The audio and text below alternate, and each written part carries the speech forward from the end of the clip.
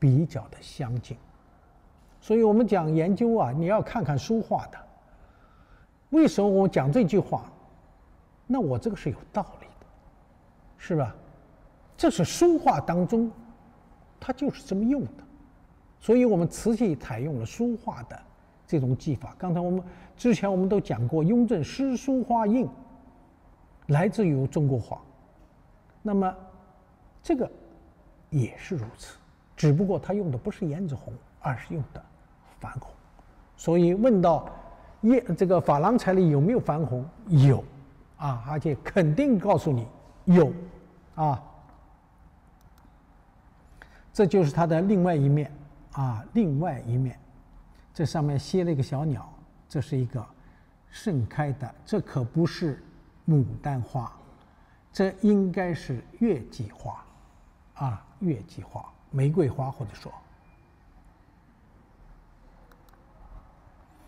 这是它的底款啊，这是它的底款，因为放大了可能显得有点虚，我不知道这个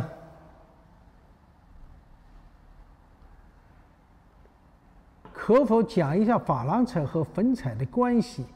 我刚才没听懂。好啊，这个我把这个讲完了，就马上给回答两个问题啊，马上我来回答两个问题。第一个，我们现在看到了这方印了，是吧？镜头前的朋友们，我们发现一个什么问题啊？我们发现了这个双方框啊，早期的双方框，包括雍正、康熙，它都是外面宽，里边细。乾隆时期早期也是外边宽，里边细，也有不写款的，雍正也有不写款的，不写不是不写款的，没有双方框的啊，没有框的。那么像这个呢就比较特殊，你看它里外的双方框都比较的宽，这是我要讲的第一个问题。第二个问题，我们在研究珐琅彩的时候啊，发现它的这个款啊非常有意思。一般来讲，乾隆这个蓝料彩的颜色呢都偏淡。第二，它的这个方框包括这个字体当中，在烧造的烘烤的过程当中会出现有气泡破灭的现象。你看这个地方都是气泡破了，也就是说这个在烧的过程当中，这个一笔当时写下去以后，这个里边含有的空气啊，在加温以后它膨胀，要逃逸到这个彩的表面上来。那么随着温度的升高，它这个气泡膨胀以后，最终它突破了覆盖的这个彩，跑到了这个彩的表面上来。那么在冷却的过程当中，由于这个速度是不是快了一点啊？或者说这个地方呢，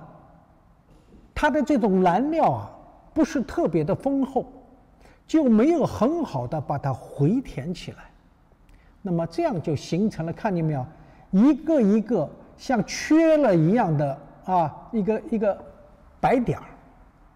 实际上是底下的这个气泡把它顶破了，没有回填，就形成了这种一个一个，倒有一点点像什么呢？我们搞金石的人都喜欢把一个刻好的章啊，比如说，哎呀，我今天特别高兴，刻了一方章，见棱见角，漂亮极了。哎，玩金石的人他不是这样，你刻的见棱见角，干干净净，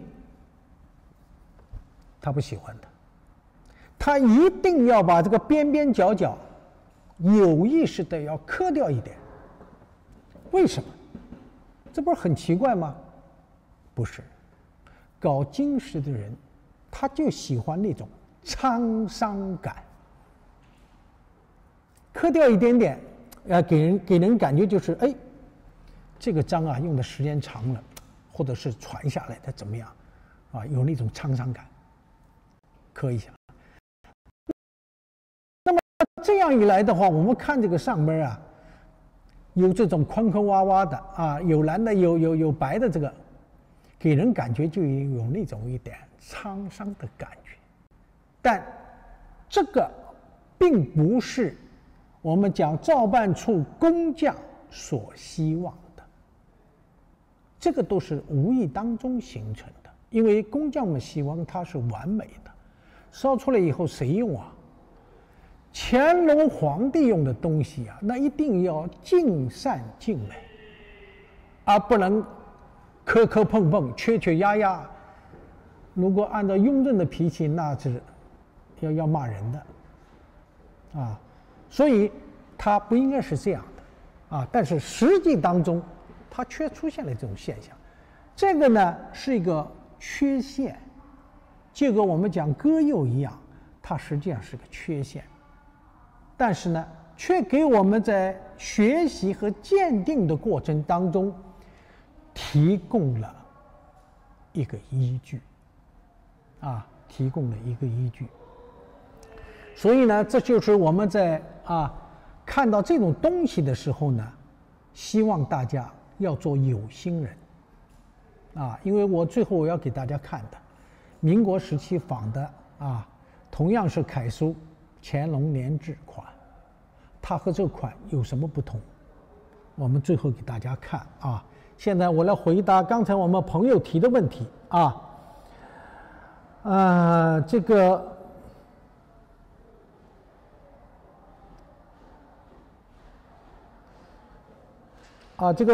这个问题这个我们西暖阁乾隆景德镇烧的洋彩画工有没有达到宫廷珐琅彩的水平的？你这个指的是谁呀？景德镇是我们民窑的还是官窑的？是我们御窑厂啊。如果说御窑厂的话，那个烧造的水平不比我们这个珐琅彩水平差多少？我告诉你，因为我们看到很多就是我们收藏的故宫收藏的包括台湾故宫收藏的一些乾隆时期御窑厂烧出来的一些瓷器，并不比珐琅彩差这个呢，我想一定要搞清楚。请问珐琅和墨彩的关系？这个问题有毛病这个问的有毛病。珐琅是珐琅，你是指珐琅里边的墨彩，还是黑珐琅彩？这个话呢要说完整不能光说珐琅彩。这个珐琅彩这么问的话就麻烦了，我不知道该回答你哪个问题了，是回答珐琅还是回答墨彩了，对吧？这个烧造都有关系的我很高兴，这个大家现在问题越提越多，这个是好事我来一样样回答大家。那么这个姓董的朋友，民国时期的珐琅彩有收藏价值吗？我告诉你有，但是问题如果现在仿的没有，民国时期仿的有几十年前我的这个师傅就跟我讲了这句话但是我一直是铭记在心。在今天呢，我借这个机会也是告诉大家，可能还没有任何人讲过这个问题我底下会给大家讲。那么洋彩是否为珐琅彩的延续？这个可以这么说这个洋彩呢，实际上就是这句话这个刚才这个承诺之地这位先生问的这个问题，我告诉你，珐琅彩它的衍生品就是粉彩或者说是洋彩所以这个里边就是一个承上启下的关系，同时也是共生的关系。因为康熙有了粉彩，也有珐琅彩；雍正也有珐琅彩，也有粉彩；乾隆也有珐琅彩，也有粉彩。他们两者之间的关系，既是兄弟，也是传承大家一定要搞清楚。所以我们讲的洋彩是不是它的延续这个问题呢，其实是互相影响的结果。到了嘉庆以后，这个洋彩或者我们说的这个粉彩呢，就基本上是延续了乾隆时期的洋彩，一直延续下去了，一直延续下去了。这个里边呢，就没有什么说是这个其他的问题就是一个延续了。那是嘉庆以后，在这个之前是共生的，是孪生兄弟，是这么一个关系。那么还有一个我来看看我们刚才前面朋友讲的一些问题我来给回答我们这些问题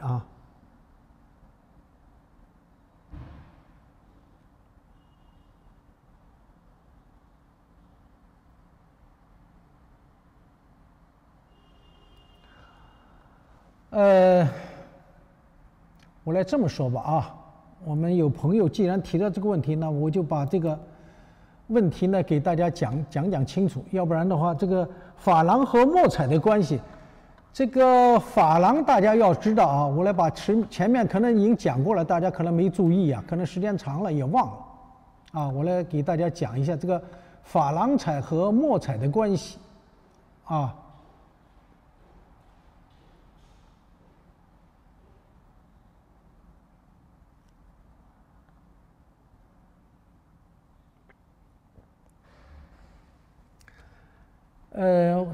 没办法，这个对不起这个因为镜头前的朋友还是挺多的。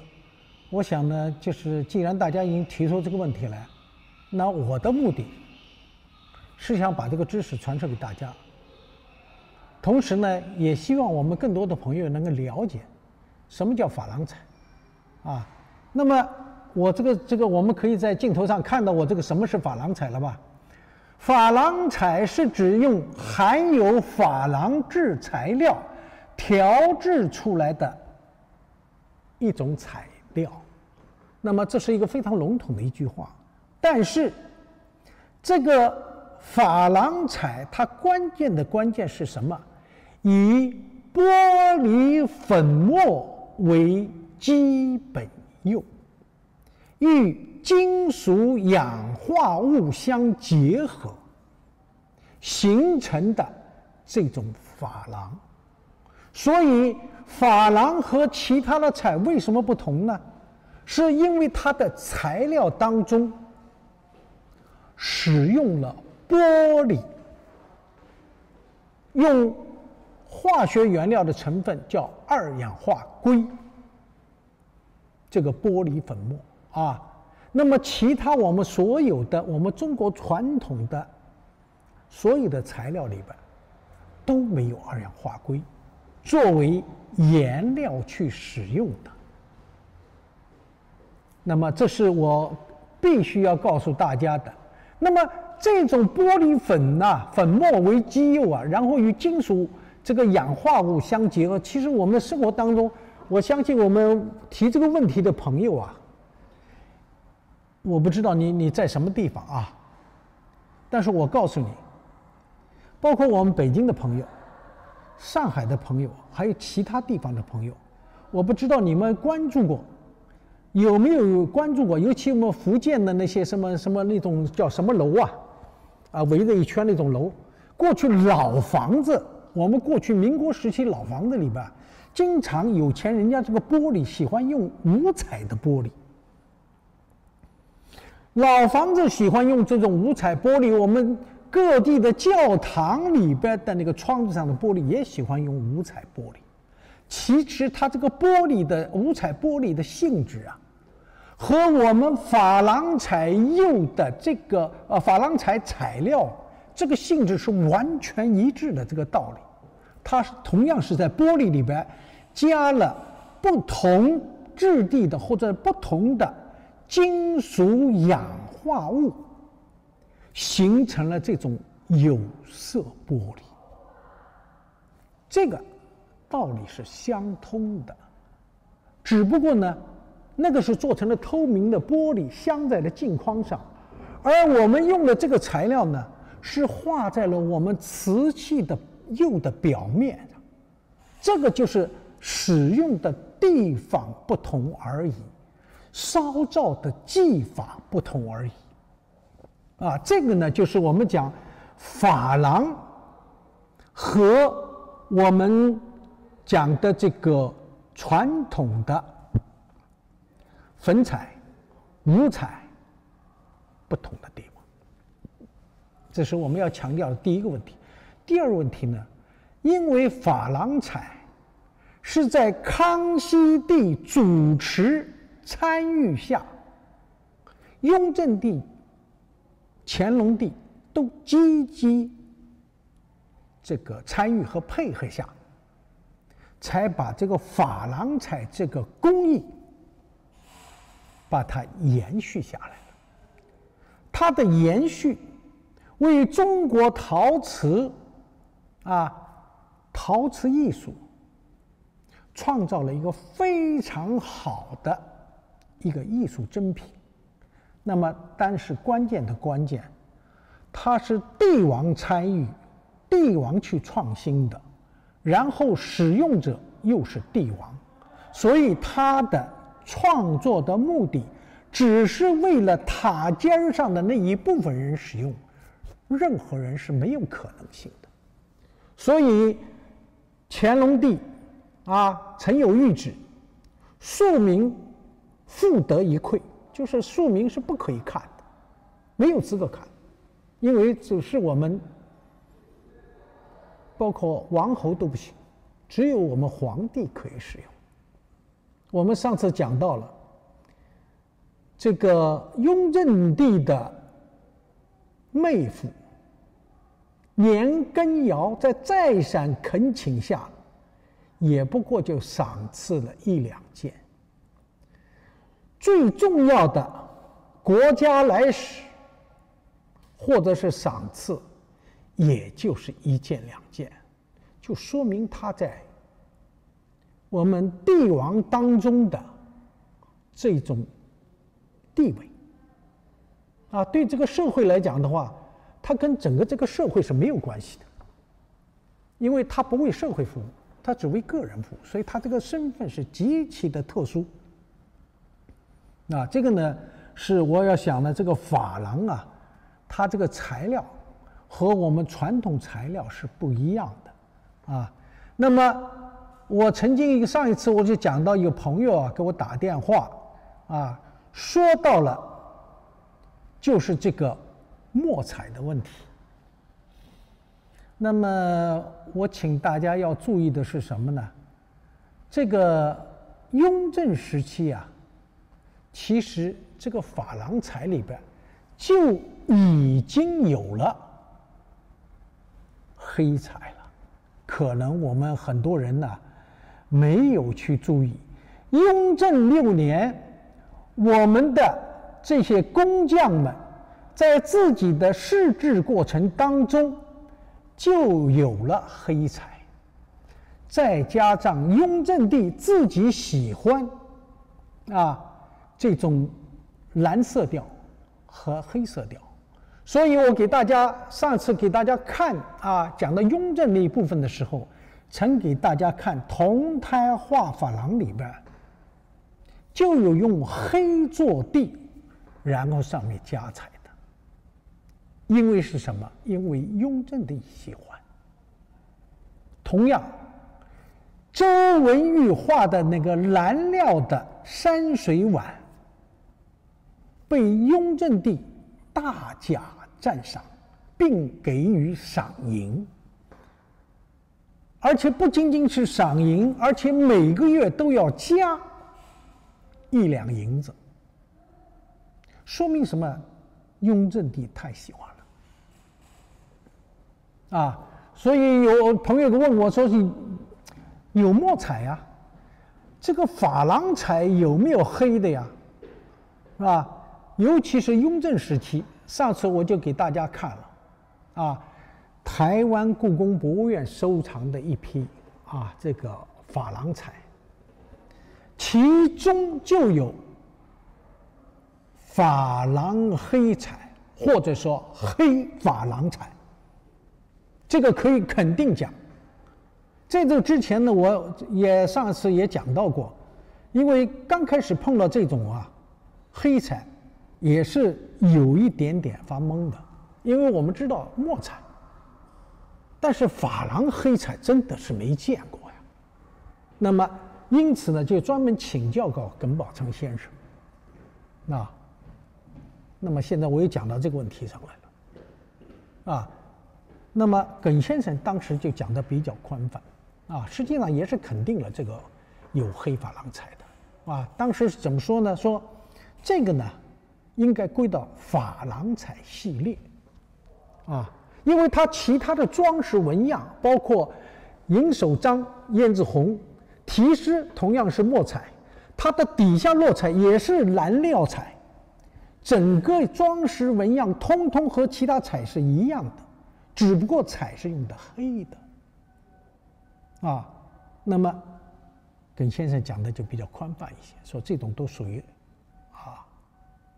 这个珐琅彩系列的。那么我们在这个查看了这个故宫博物院的这个台湾故宫博物院的收藏的这个黑珐琅彩画的牡丹花呀、山水呀等等，那么可以肯定的讲，的确是有黑珐琅彩的所以大家要注意。所以刚才有朋友问，这个究竟是这个珐琅和墨彩这个问的我就有一点点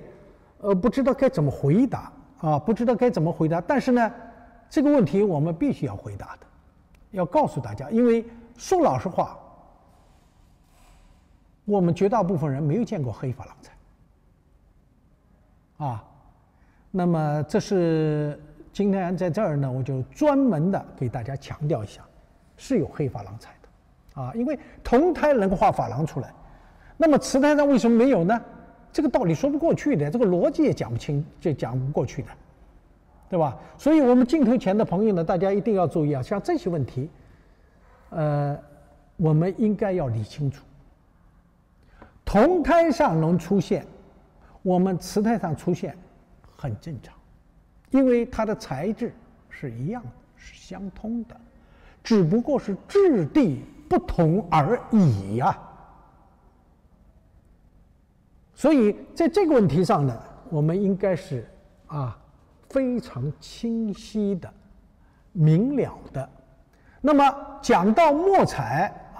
我呢再把这个墨彩，上次其实我已经讲过了这个我们镜头前的朋友可能没有很详细的听我再把这个墨彩的问题呢再跟大家讲一下。这个讲到墨彩呢，我们一定要讲到这个浅降彩的讲到浅降彩的。那么这个墨彩和浅降之间呢，是与中国画有直接的关系直接的关系。这个里边必须要提到一个很重要的人物，就是我们元四家当中的一个大家，叫黄公望，黄之久，外号呢叫大痴我们江苏常熟人。那么这个人呢，他50多岁才开始学画画，60多岁就以名画画震海内了。所以这个人是极其聪颖的极其聪颖的人。那么他画画呢，不仅仅是按照我们中国的传统画法，而且呢他还创新创始了一种浅降山水的画法。这种浅降山水呢，主要是用水墨画山水的基础上，它加以折射，就是我们讲的浅降的那个降色调。那么分批加春，墨色融合，色感比较的浑融古雅而朴实。这就是这个画界对他的这个评价。那么他的代表作是什么呢？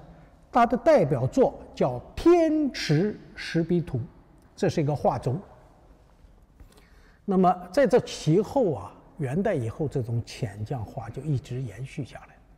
那么我们清代用浅降画呢，尤其是在瓷器上用浅降画，是在这个雍正时期我们讲这个雍正帝仿古好古，他的仿古好古和乾隆不一样。他是追求极致的，他要求最好，所以景德镇的一批词画的画家们呢，就以他为蓝本，那么在这个釉面上作画，在上面作画。那么这个里边有一个问题有一个问题，就是怎么样才能达到这种浅绛的效果，或者说中国水墨画的效果呢？那我把它讲完了以后我给大家看几件这个一个传世的作品。那么这个里边是这样第一个，我们讲粉彩当中，或者包括我们康熙五彩当中，用黑料这种黑彩它是用这种纯度比较高的古土矿，然后呢把它画在所需要的这个局部的纹饰上，然后在上面覆盖上一种叫雪白的一种含有铅的矿物原料，它是透明的，但是含有铅。实际上就跟我们讲的那个铅料是一样的一样的道理铅料是一样的道理。那么这种东西呢，通过炉子一烤以后这个颜色呢，它是黑而亮。这个大家看一下康熙的浅绛画《群仙贺寿图》画的碗上边的那个上面人物的头发就是属于这种那么这个呢，是因为它覆盖了这个雪白的这个材料，使原来颜色纯的那个黑显得黑中深而亮，这是一个效果。另外一个呢，就是一种称之为粉料的浅绛彩当中称之为粉料的。那么这种东西呢，它是在古土当中古土这个当中加了铅粉配制而成的。刚才我们讲的是纯的，直接画到纹饰上，覆盖雪白这种矿物原料，而浅绛不是，它是直接在古土当中加了铅粉。那么这种铅粉调制完了以后呢，它就直接的画在了所需要的纹饰上边，它不覆盖雪白这种矿物原料，因此呢，它这种墨色就有我们那种水墨画的效果。那么这种画呢，就是我们中国画当中非常漂亮的、韵味特别好的这种墨彩就是这种墨彩。所以大家要特别注意我来给大家看一下。那么这种东西给大家看一下这个作品今天这个跨界了，那本来讲珐琅的也讲到这儿去了。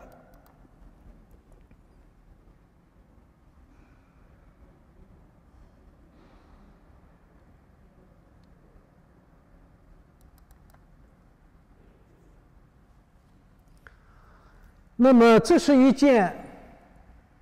雍正时期的浅绛山水笔筒浅绛山水笔筒，大家注意看一下，看见没有？这个浅绛彩漂亮吗？很漂亮，它是以墨画轮廓，然后在这个局部附饰一些赭色有点酱色的感觉，所以显得这个山水非常的雅致而朴实。这就是仿元代黄公望的《天池石笔图》的结果这是我给大家看的一个浅绛山水的杰作。来，我们再看墨彩再看一件吧。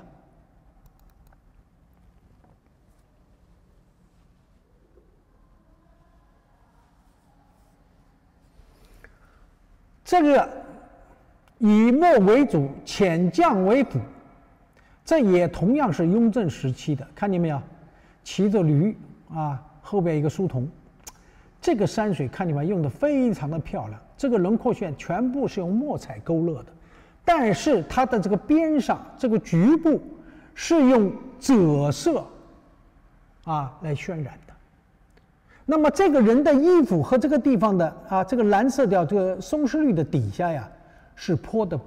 的是一层打了一层玻璃白，然后上面加上松狮绿。这个驴就是用玻璃白直接画的白驴，所以这件东西呢，既是说它是浅匠，但也可以说成是粉彩啊。这也是一件非常经典的粉彩浅匠，或者说浅匠粉彩山水人物笔筒。这个上面还是木纹釉，看见没？做的非常的棒啊，非常的棒，这是经典。好，我们来看墨彩。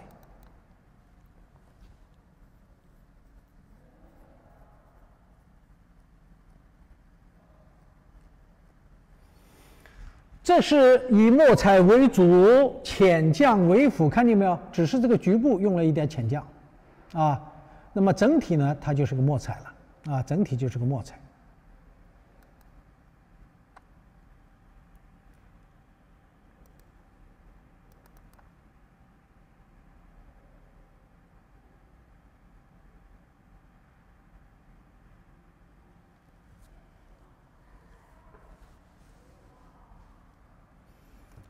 这也是和刚才相类啊，画的是山水，局部啊施了一点墨彩，那个浅匠，啊，这都是属于浅匠。那么给大家看的主要是后边这两件，这两件呢画的是雪景，啊，画的是雪景。哎，这个雪景，哎，这个雪景呢，但是里面也还是加了一点，还是加了一点，但是绝大部分啊。还基本上就是墨彩为主了，啊，基本上就是墨彩为主。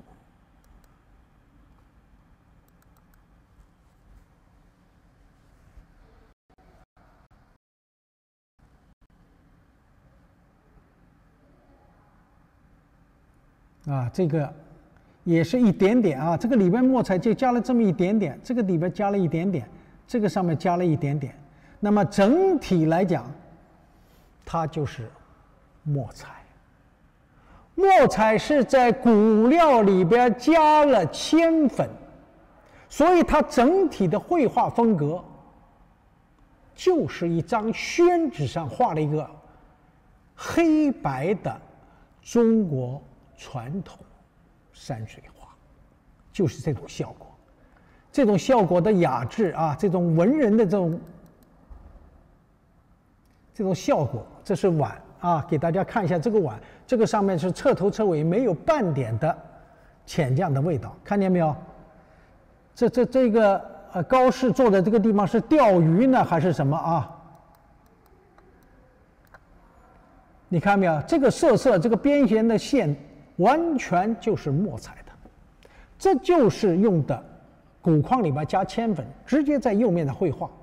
所以它上面不罩上雪白这种含有铅的矿物，所以它就是干涩的、无光的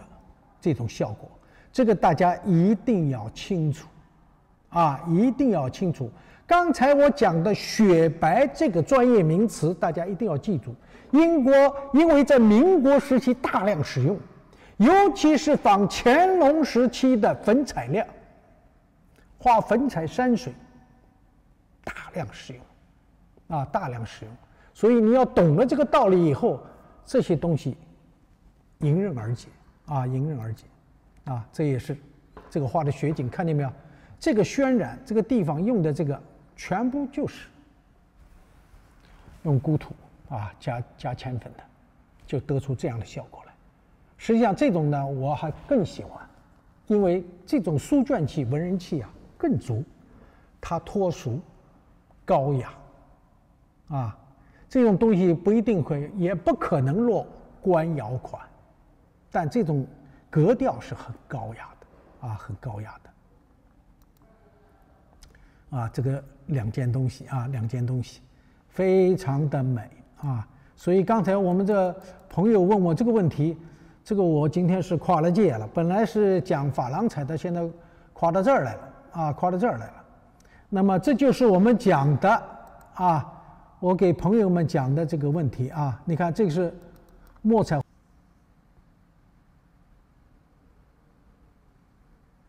看见没有？这墨彩既有我们传统的啊这个宫廷四王的绘画技法，同时这里边的房屋的建构，这种架构啊，是把我们中国画里的借画的画法借用进来了，所以蛮有意思的啊。这个中国的绘画艺术啊，在陶瓷上是发扬光大了。所以我们镜头前的朋友们，你们不要光看瓷器呀，也要学点书画的，不然我们文化这个范围知识范围太窄啊，不行的，提高不了自己，不行的。所以这些都是我们要了解的啊，都是要了解的。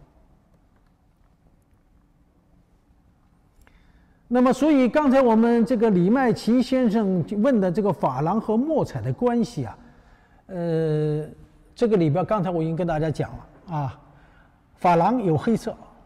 墨彩是墨彩啊，这个两者之间呢是不一样的。那么我还要给大家讲的一个什么关系、什么问题呢？我们不知道我们这个珐琅彩用的是什么呀？用的是硼砂做助溶剂的。我们粉彩用的是这个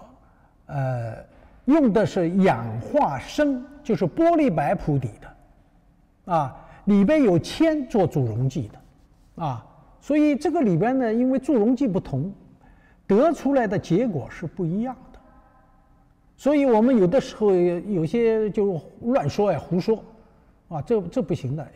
因为大家一定要明白啊，我们镜头前的朋友，我跟大家再强调一次，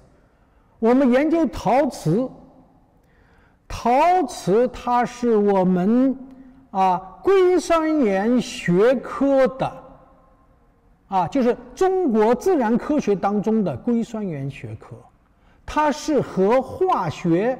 物理紧密的联系在一起的，我们不能把它分开。因为你分开了以后，你会胡说八道的如果你先廉寡耻，我们看到市场上很多这种人，睁着眼睛胡说的，这个不可以。它是个有学科的，它是一个科学的结晶，自然科学的结晶，这个怎么好乱说呢？就跟我们讲放卫星一样的，你来放给我放一个卫星看看，那个不可以的嘛，对不对？我们应该是实事求是的。那么还有一个呢，很有意思，我们刘心言先生曾经这么说过，他说画浅绛彩它是不是像我们过去这个我记得是这个唐英在他的这个著作当中曾经讲到过一句话，叫一经其手，不分其心，就是说画粉彩这样的东西它是每一个人只画自己的局部的这一块，比如说打双圈，比如双圈这个旋纹，我只会打双圈，有别的话你别找我。写款呢，只写款那么你不要叫我写别的东西，别的我不会的，对吧？所以宫廷里边发样给他，一其手而不分其心也，这就是唐寅当时对他们这个工匠他这种程序，每一个程序做什么事情的一个总结，所以很专业，个人干个人的。那么浅绛彩不对浅绛彩是我们当时的这些画师们从图稿的设计、构图到渲染，都是由一个人完成的。也就是说，刚才我给大家看到的那么些浅绛山水和墨彩的作品，它不是众人合作的结晶，而是有一个人比如说我是画家，能够自由地表达自己的心境，啊，用自己得心应手的方法来绘就我所要表达的，出自于内心的那一块我所喜欢的东西。所以呢，我们看粉彩总体纹饰啊，它是属于那种我们讲这个写实，属于写实的一类的。而浅绛呢，它是一种比较自由的、奔放的、无拘无束的这么一种表现形式。所以我们讲粉彩死，浅绛彩活，这个就是我们这个对浅绛墨彩这种绘画工艺的一个总结。那么所以我们刚才讲到了包括珐琅彩，其实珐琅彩这个画法，尽管我们也是画师啊，也是因为出图样然后去画的，但是它整个的绘画那是一丝不苟的不可以随便乱画的。但是这些画师的身份非同一般，基本上都是宫廷画家所以相对来讲，他的艺术造诣和修养要远远超过我们景德镇御窑厂和社会上那些民窑当中的那些画师的唯独只有浅绛才具有我们御窑厂的画师，但是我们民间也有一些高手和画师能够画这些东西。刚才我给大家看的那几个，除了笔筒那是御窑厂出来的，其他的那个碗盘通通都是民窑的作品。这种绘画技法一直延续到了同治、光绪像城门这些都实际上都是继承和发扬了从雍正以后的一系列的这种绘画艺术这个我们前一段时间我们大家都在炒作这个珠山八友。珠山八友主要是在民国时期，但是它的绘画技法、绘画的风格，实际上是对我们传统的工艺的一个延续或者说有一些是局部的创新所以我们有的时候呢过度的去炒作，其实呢就有一点过了确实是过度了。雍正就有我们刚才看到的那个难道不比珠山八友的差吗？是吧？有很多东西是远远超过珠山八友的，只不过我们没有看到而已，流传的东西少而已。但是你不能否认，那个时候它已经是非常的成熟，而且非常的美了所以这个呢，就是我们一定要搞清楚它的来龙去脉所以我们刚才李麦琪先生要问的这个问题，珐琅和墨彩的关系其实呢材料有不同工艺有不同年代有不同。要注意，珐琅乾隆之前有，乾隆以后没有，民国有这个是一个问题。另外一个呢，这个墨彩雍正有，一直延续下来，浅绛也是从雍正开始的延续下来这个问题呢，我这个问的，有朋友问，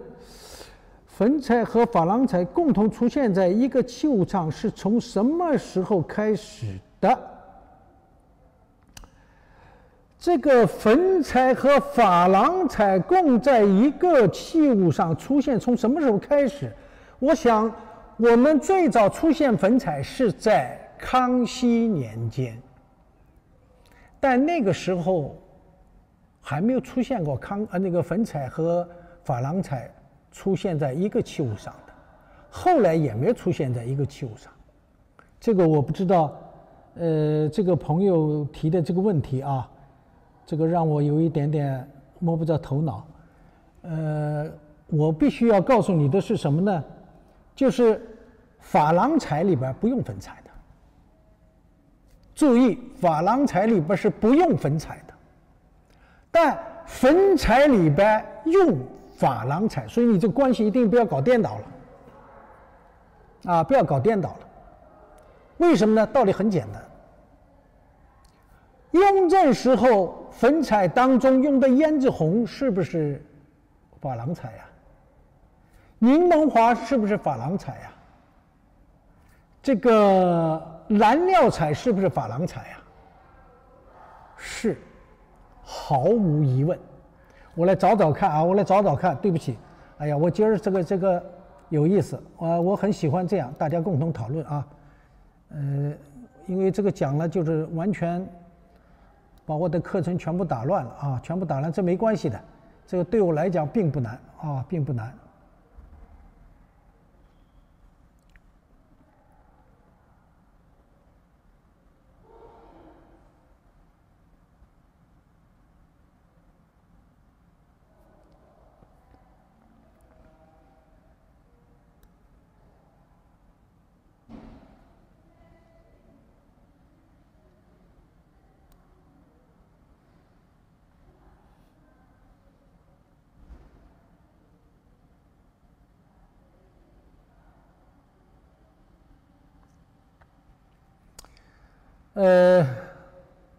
我这个里边我看看啊，这儿有，我先给大家看一下，雪白盖在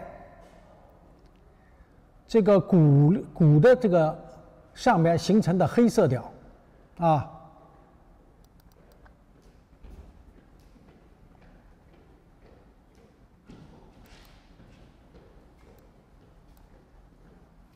大家注意这个高氏没有？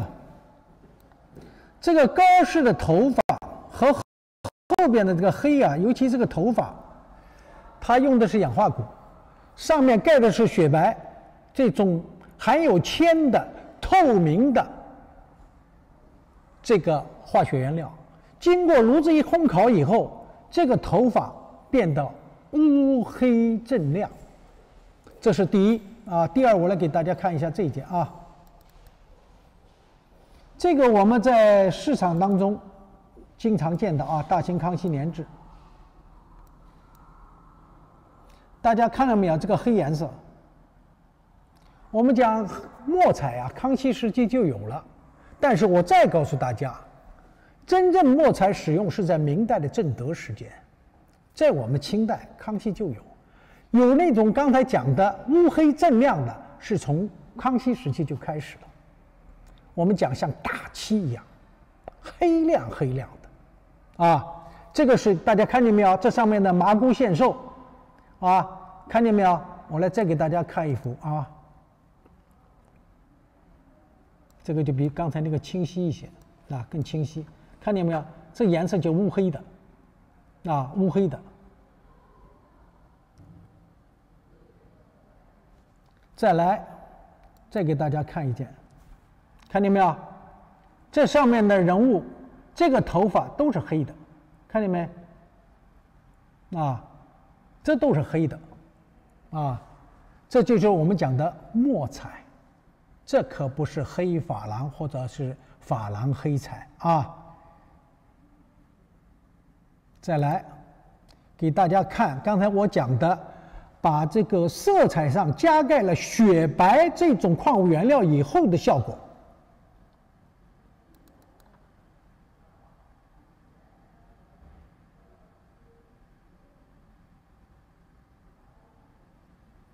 大家注意没有？这个石头看见没有？锃亮，看见没有？这个石头包括这个身体上，看这个松树，这个颜色呀，上面都亮的。这个亮的，就是我们当时的工匠啊，在画好了这个石头和松树以后，在这个图案上加上这个雪白这个矿物原料，炉子一烘烤以后。它的表面就显得像玻璃一样的感觉，有点像什么呢？像珐琅彩啊，就有珐琅彩的效果。我们大家回想一下，我们2000多年前的那种绿釉陶罐，那个上面的釉就是用铅做祝融釉的。我们再想一下唐三彩上面的那个釉，低温釉，那就是加铅的，它的表面是非常光亮的。但是它最不好的缺点在哪儿？它的硬度比较低，所以一摩擦就会留下痕迹，容易磨的变得模糊。啊，这个就是铅呀，这种低温釉的缺点。那再给大家看一个啊，这个就是比较典型的啊，比较典型的这种色块上边加这种雪白的。看见没有？这就比较清楚了。你看这个底下是没有光泽的，但是凡是有纹饰的地方，你看包括这个表面，看见没有？这种光点全是覆盖了叫雪白的这种透明的含有铅的矿物原料啊。低温一烘烤，本来这个就是粉彩的，又用低温，这是很正常，正好恰到好处。这在民国时期呀，包括仿乾隆的这种仿古的这种粉彩上面大量使用。来，再给大家看一件啊，我们就不再看了啊，不再看啊，这是这一件，是这一件。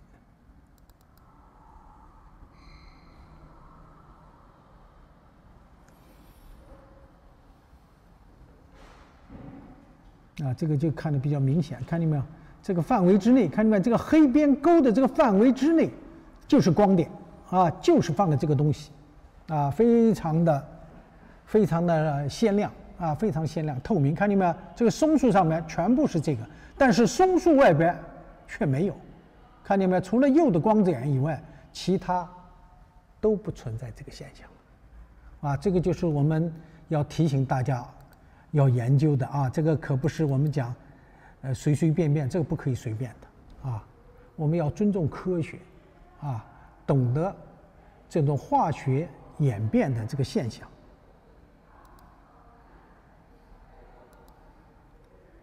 看见没有？这个上面这个仕女，啊，蝴蝶，啊，扑蝶图，啊，扑蝶图，看这个上面的色彩，啊，这个黑。漂亮吗？漂亮。这个头发髻啊，包括这儿，这看来就是一个啊贵妇人啊，在自己的家里边，后边是太湖石垒起来的。那么这种一看贵妇人，就不是一般等闲之辈了啊。虽然这件东西是民窑的作品，但是画的这个人物却是有钱人家的贵妇，啊，有钱人家的贵妇，蓝、红啊，这种胭脂红色调。那么，请大家注意啊，这种红色调、蓝色调，就有一点点的珐琅的味道在里边，珐琅的味道在里边。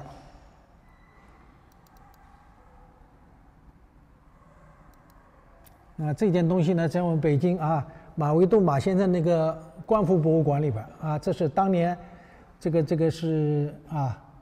这个马先生买的这件东西啊，马未都马先生看见没有？这个头发是吧？乌黑锃亮，这个是粉彩当中啊用的这种墨彩啊，粉彩当中。刚才是康熙，这个是雍正啊。再看一件，看见没？这乌黑的头发，这身上的这个黑的。啊，包括旁边的这个里边，大家注意，这是粉彩，刚才那也是粉彩。那么刚才有朋友讲，珐琅彩里边有粉彩，零，没有这种可能性的啊，因为这个烧造是拿到我们宫里来烧的，这个玻璃白这个材料，它一般不会的用在这个部分，用了这个地方去打底去那是御窑厂景德镇做的事情，不是我们宫廷小窑里烧的。那么像这件，显然虽然是民窑的，但是这个里边所用的材料是珐琅彩，所以粉彩里有珐琅彩，但绝对不可以倒过来。珐琅彩里有粉彩，这个朋友提问，这个就把它整个本末倒置了。这个身份本身都不一样，珐琅彩属于皇家的，粉彩是御窑厂有，皇帝有，老百姓也可以有。你看这件东西就是老百姓的，你看后边的梅花多漂亮啊！这里边用的玻璃白，玻璃白是粉彩当中最基础的一种色料用。那么这个胭脂红看见没有？这个地方的胭脂红，包括身上穿的这个胭脂红颜色，包括这个黄颜色，这柠檬黄，这是珐琅材料啊，是不是？雍正开始，几乎粉彩当中就不用山羊化二铁的那种机油黄或者叫铁黄，通通用柠檬黄了。大家要注意这个观点一定要搞清楚上下左右的关系，不能本末倒置的。这个本末倒置话一说出来要打脸的，是吧？哪个老师教你的，对不对？还有一个，你这个关系根本没有理清楚，所以这个关系呢，大家一定要搞清楚这个回答这个问题，我不知道这位朋友听清楚了没有？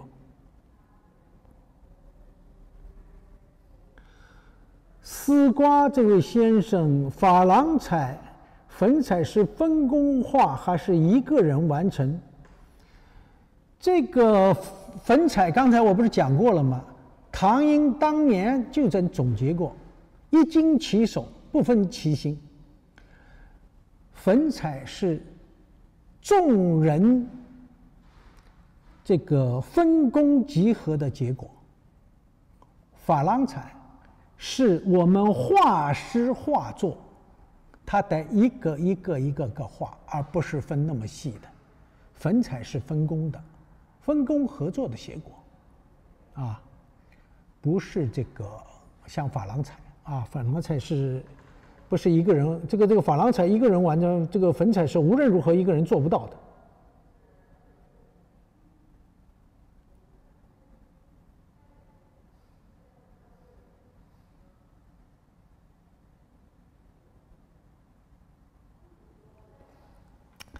承诺之地讲，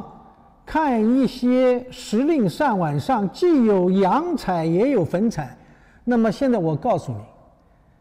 别把它搞混了。洋彩就是珐琅彩，珐琅彩就是洋彩。现在我们市场上搞得乱七八糟，懂吗？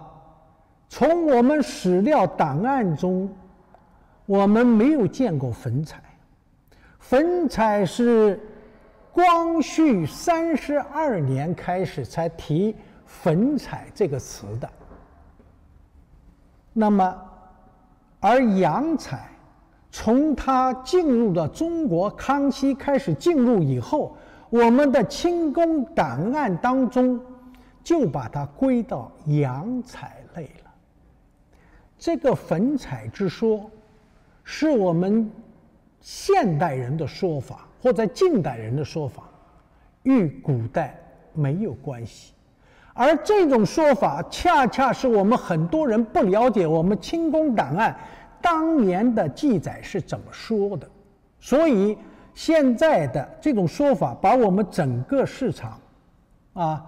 大家就约定俗成了，把洋彩就通通都说成了粉彩了。现在这个几年又返璞归真，似乎呢又用洋彩使得更加的时髦，所以我们市场上又重提洋彩之说。其实这个两者之间是一回事所以承诺之地这位朋友，什么时令上碗上既有洋彩也有粉彩，这个自己把自己搞糊涂了。都是粉彩，都都是阳财，啊，所以我们脑子里要有一个概念，就是因为古代的说法和现代不一样而已。现在把它说成粉彩，啊，现在又提阳财，你就把阳财和粉彩当成一回事就 OK 了，啊，不要再自己绕自己，把自己绕糊涂了啊。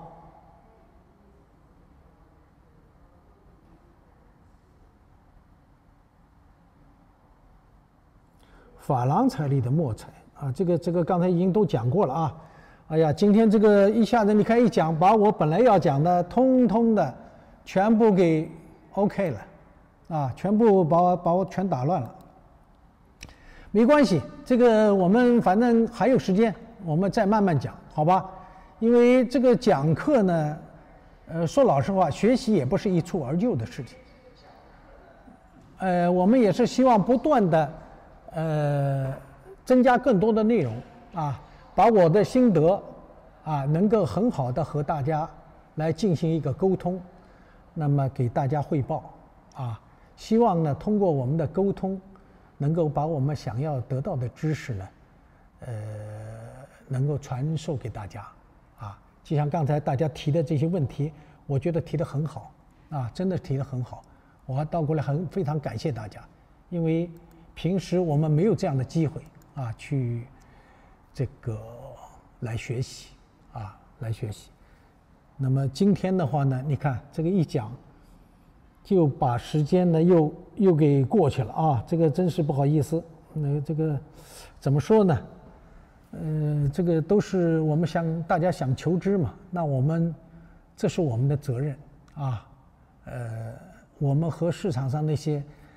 值多少钱谈这些跟我没关系啊，只是想把这个知识呢告诉大家，传授给大家。那么和底下呢还有很多东西啊，我们下一次呢有机会的时候，再和大家讲啊，尽量呢把它讲清楚、讲明白啊，目的就是一条，希望大家啊和我一样，我们共同进步。那么今天呢我们就到这儿。谢谢镜头前的朋友陪我到现在啊，谢谢大家，我们下期再见，再次感谢。